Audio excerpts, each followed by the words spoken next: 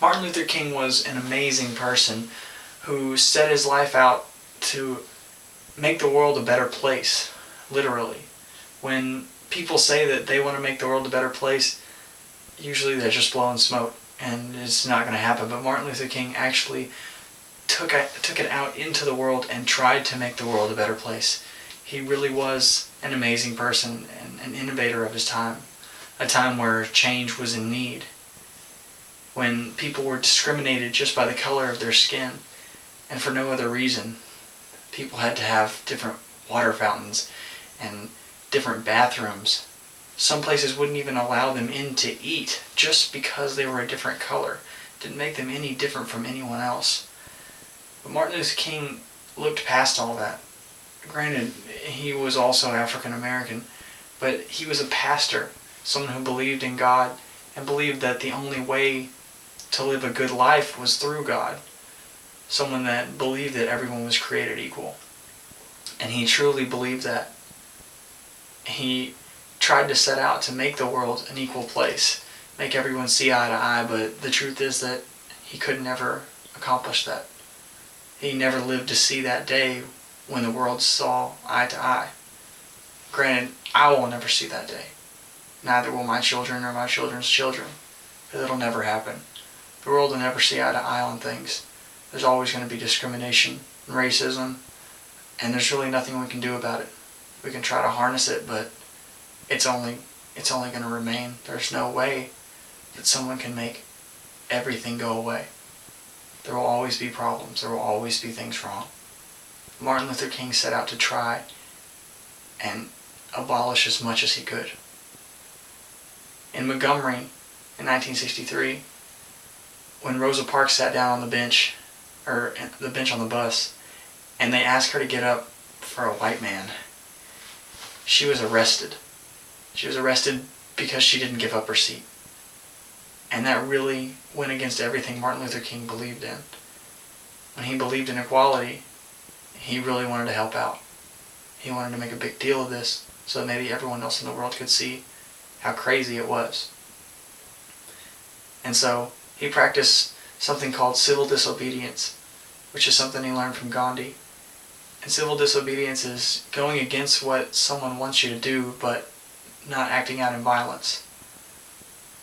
He had the people of Montgomery boycott the buses to try and get a message to everyone. They carpooled, they walked, they did everything they possibly could to try and make it without using buses. And they didn't. They didn't use the buses. 385 days they didn't use them.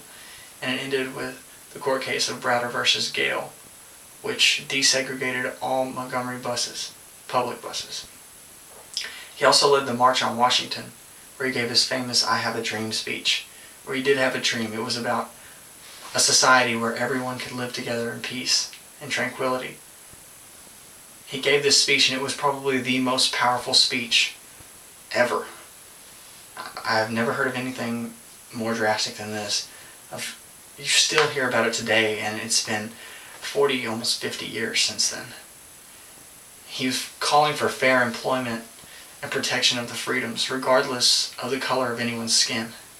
He also wanted to desegregate the schools to uphold the decision of Brown versus the Topeka Board of Kansas, which was supposed to desegregate schools because everyone should be equal. He wanted them to be equal. I can't stress it enough that he wanted an equal world when the schools were not equal at all. When the black children went to schools where they had bad books, bad schools, just bad everything, and then the white kids went to these nicer schools with the nice books, and they rode the nice bus to school, and everything was nice, but the blacks never got that treatment. Martin Luther King was trying to innovate, trying to do everything he could to make it to where the blacks could get the good things too. Not take them away from the whites, but distribute them equally so that everyone had a fair chance. He was assassinated because of his beliefs. I don't want to make this out to be a biography because it's not what I'm trying to do. I'm trying to show you his beliefs, even though his beliefs are a lot in the same, of equality. He was assassinated because somebody could not grasp the fact that in his world, the black guy might have the exact same job as the white guy. Someone just couldn't grasp that, and I just can't see that. They were too ingrained in the world that they live in today, or at the time. I mean, he changed the world just by speaking. He showed that the world needed change. And he died delivering those messages that showed that the world needed to change. His name really is fitting to his personality, King. It's fitting because he was above everyone else, because he wanted everyone to be equal. He was above the racism and the segregation. He was above all of that, while still staying humble to the fact that he knew his place in the society that he lived in right then and there, but he wanted it to change. He did so much for this country that we actually have a national holiday just for him. He was an amazing person, and it's a shame that his life had to end the way it did so quickly. He could have easily become some very high political figure or anything like that. He was just an awesome person.